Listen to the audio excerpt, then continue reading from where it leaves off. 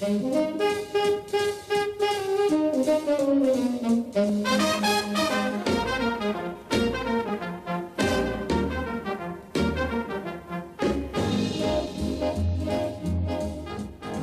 the Front Range of the Rocky Mountains in beautiful Colorado, it is Sunday, October 18th, 2020, and this is Truly News.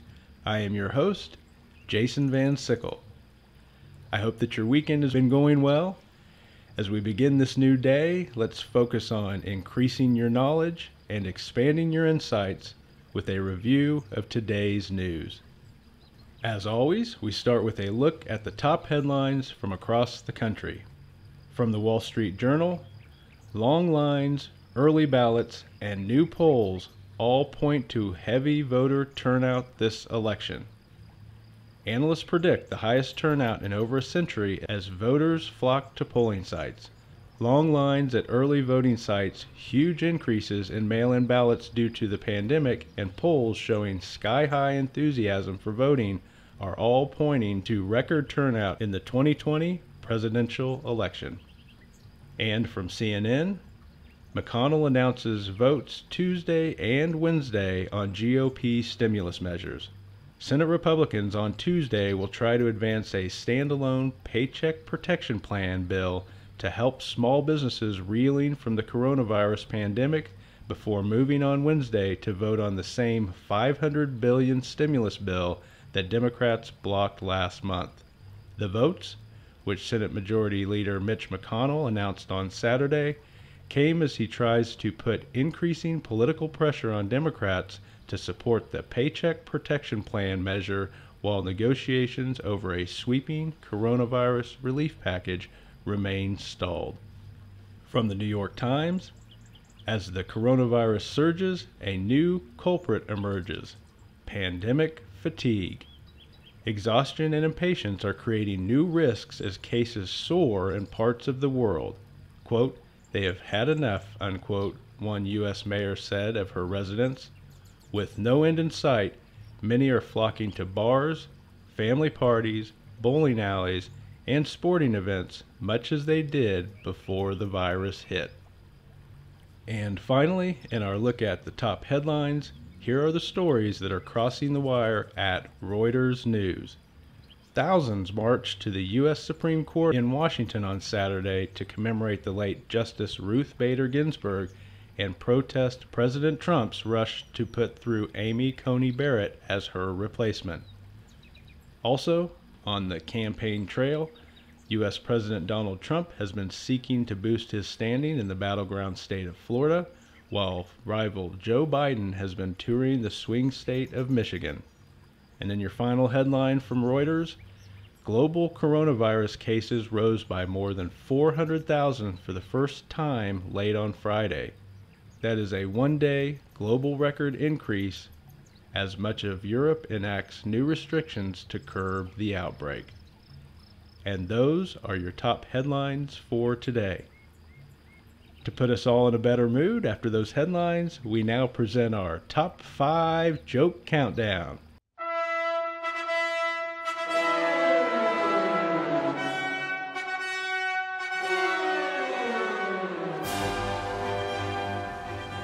As usual, bringing us the countdown is my friend, Billy Cunningham. Billy is a comedian who goes by the stage name Potbelly. And here's Billy. Thank you, Jason. From my studio here in Sweetwater, Appalachia, this is Billy Potbelly Cunningham. And joining me is my intern and assistant Penny, and our studio audience.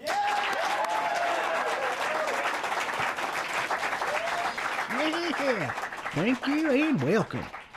Before we get started, I need to take a moment to promote today's sponsor. Now please hold your laughter and applause until the end. We gotta be serious about these sponsorships. It's how we pay the bills. And today's sponsor is Controlled Explosion Industries, makers of the red fire hydrants with their new product, Doggy Diapers. Are you tired of picking up after your fur babies when all you want to do is enjoy a nice walk? Well, Controlled Explosion Industries has the answer for you. Doggy diapers fit snugly underneath with super absorbent wee guard, and the patented biscuit basket hangs in the back and catches those undesirable nuggets. You can finally take the baggie off your hand when you wrap your doggy's rear with doggy diapers. Thank you to Controlled Explosion Industries for sponsoring today's show. Now, on to our jokes. Penny is handing me the cards for today's jokes, which come from Reader's Digest. Some have been rewritten to make them even funnier. And today's category is science jokes. Ooh, baby, here we go. Number 5. What does Earth say to tease the other planets? Answer: you guys have no life. Hello? Am I the only one laughing? Is this microphone on? Oh, there's the crowd. Yeah, that's what you're here for, guys. Feel free to laugh anytime. Moving on. Number 4. Why did the sun go to college? Answer: because it already had 1,000,000 degrees. Maybe I should read that right. Why didn't the sun go to college? Answer: because it already had 1,000,000 degrees. There you go. I know it helps if I get the joke right. By the way, Penny, we should get one of those applause signs now that we have an audience. Would that help you folks? Yeah. All right. Number 3. What is a tornado's favorite game to play? Answer: Twister. Yeah, that's kind of what I thought too. Hey, but if you think you can do better, come on over here and tell your own jokes. Number 2. Which is closer, Florida or the moon? Answer: that's an easy one. The moon, 'cause you can't see Florida. That was a little better. And on that note, we come to our final joke of the day. Hey, don't be too excited about this coming to an end. No, I get it. And our number 1 science joke of the day. What did Neil Armstrong say when no one laughed at his moon jokes? Answer: I guess you had to be there. I know how he feels. Well, those are your jokes for today. I'm glad we had a little time together this morning, and I look forward to our time together tomorrow. In the meantime, be kind to others, be good to yourself, and keep on smiling. This is Billy Potbelly Cunningham signing off. Over and out. There you have it, folks. Billy and his top 5 countdown. Thanks, Billy. And now we return to the news. From the world of science and technology, from livescience.com, meet the zeptosecond, the shortest unit of time ever measured. Scientists have measured the shortest unit of time ever, the time it takes a light particle to cross a hydrogen atom. That time, for the record, is 247 zeptoseconds. A zeptosecond is a trillionth of a billionth of a second, or a decimal point followed by 21 zeros and a 1. This accuracy is a huge leap from the 1999 Nobel Prize winning work that first measured time in femtoseconds, which are millionths of a billionth of a second. Well, there's your completely useless but fascinating, in a geeky way, update on the science of time measurement. Save that in your brain for the conversation stopper that you can whip out at the next boring party. Moving on. Also in science and technology news, Engadget reports NASA has tapped Nokia to bring 4G cell service to the moon. When NASA returns to the moon sometime in 2024, it wants to have an efficient and reliable way for its astronauts to communicate with one another on the surface, and it's turning to mobile pioneer Nokia for help. This week, the space agency said it will provide Nokia with $14.1 million in funding to build a 4G cellular network on the lunar surface. And our final article from Science and Technology News, from Space.com. Elon Musk says first Starship trip to Mars could fly in 4 years. SpaceX is almost ready to start building a permanent human settlement on Mars with its massive Starship rocket.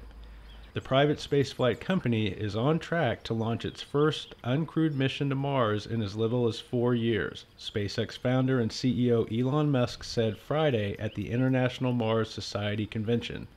The mission will launch to the Red Planet on a SpaceX Starship vehicle, a reusable rocket and spacecraft combo that is currently under development at the company's South Texas facility.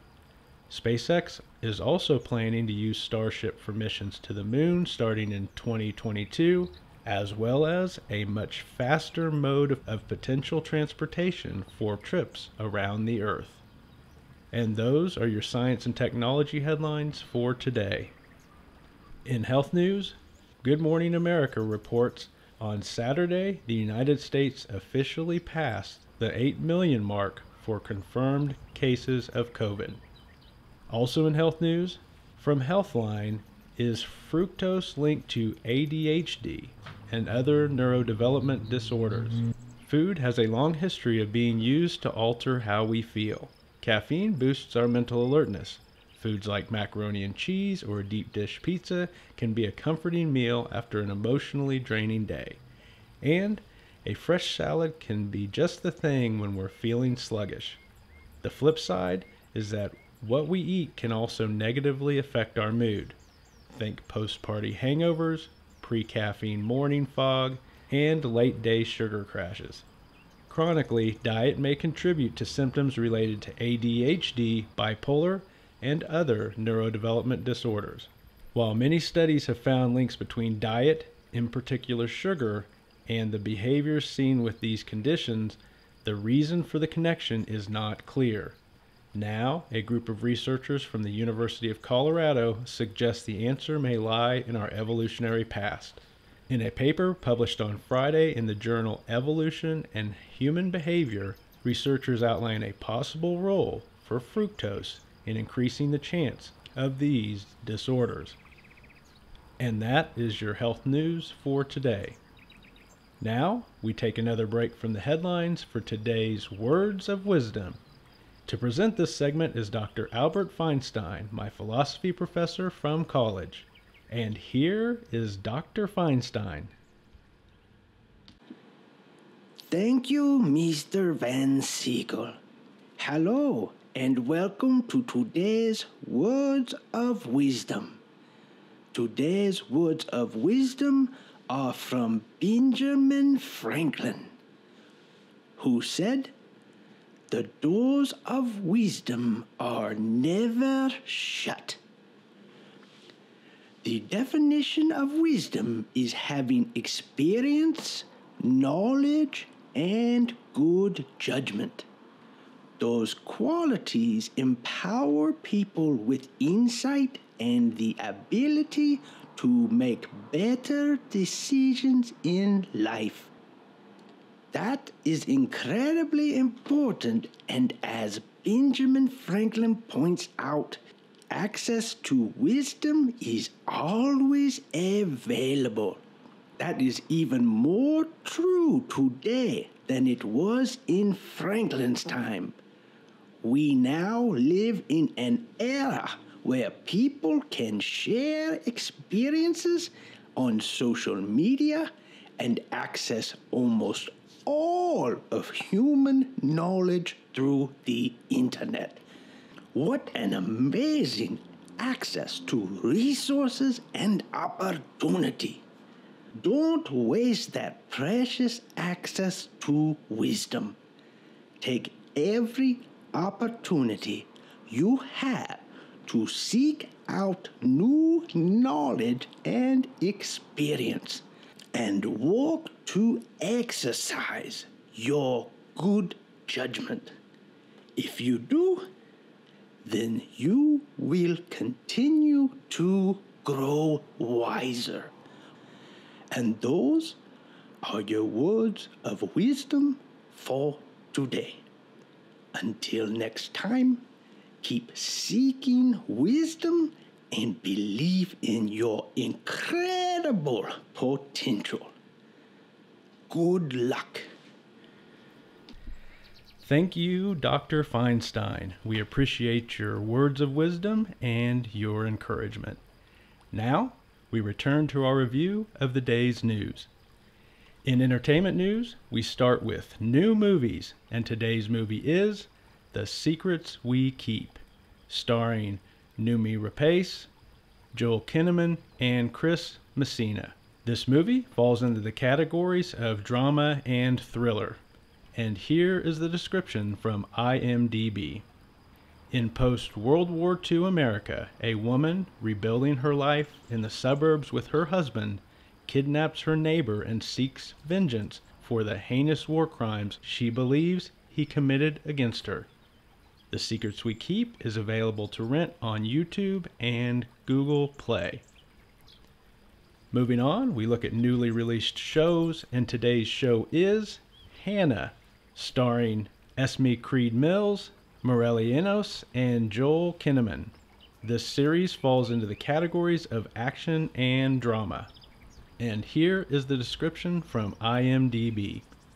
In equal parts high-concept thriller and coming-of-age drama, Hannah follows the journey of an extraordinary young girl raised in the forest as she evades the relentless pursuit of an off-book CIA agent and tries to unearth the truth behind who she is. Season 2 of Hannah is now streaming on Amazon Prime. Finally, in our entertainment news, we take a look at newly published books. And our book for today is The Searcher by Tana French. This book is presently number 2 on the New York Times fiction bestseller list. Here is a summary of the book from Amazon.com. Cal Hooper thought a fixer-upper in a bucolic Irish village would be the perfect escape. After 25 years in the Chicago police force and a bruising divorce, he just wanted to build a new life in a pretty spot with a good pub where nothing much happens. But when a local kid whose brother has gone missing arm twists him into investigating, Cal uncovers layers of darkness beneath his picturesque retreat and starts to realize that even small towns shelter dangerous secrets. The Searcher is now available in print at your local bookstore, and it is also available in print, Kindle, and audiobook formats on Amazon. And that concludes our entertainment news for the day. As always, we end our broadcast with a look at what we call Happy News. And here is your Happy News story for the day. From the Garden City News in Garden City, New York, the headline is, Kindness Matters to Troop 1322. Garden City Cadet Girl Scout Troop 1322 kicked off the scouting year by participating in a pledge to help make kindness a habit by practicing an act of kindness each day for a month. Members of the troop spread kindness in many ways. Simone Alstacher donated books to the Lupus Foundation. Ella Pocock helped her friends and parents by talking to her friends when they were having a tough day, and she helped her parents by doing extra chores around the house. Sophia Sanita helped her family by doing their laundry. Ava Sethi donated toys and placed kindness rocks around town, and Julia Mitchell and Madeline Mitchell made random acts of kindness bags with face mask holders and sanitizer and distributed them throughout the community. Troop 1322's Kindness Challenge culminated in a special Zoom workshop with Megan Murphy, the founder and creator of the international movement, The Kindness Rocks. Megan's project encourages people to leave rocks painted with inspiring messages, especially at places where frontline workers work. The hope is to cultivate connections within communities and lift others up through small acts of kindness. Through its work, the troop learned the true impact that kindness can have on their lives and on the lives of other people. The troop members are now looking forward to carrying their new habits of kindness with them throughout the year. And that is your news for October 18th, 2020. Have a wonderful day.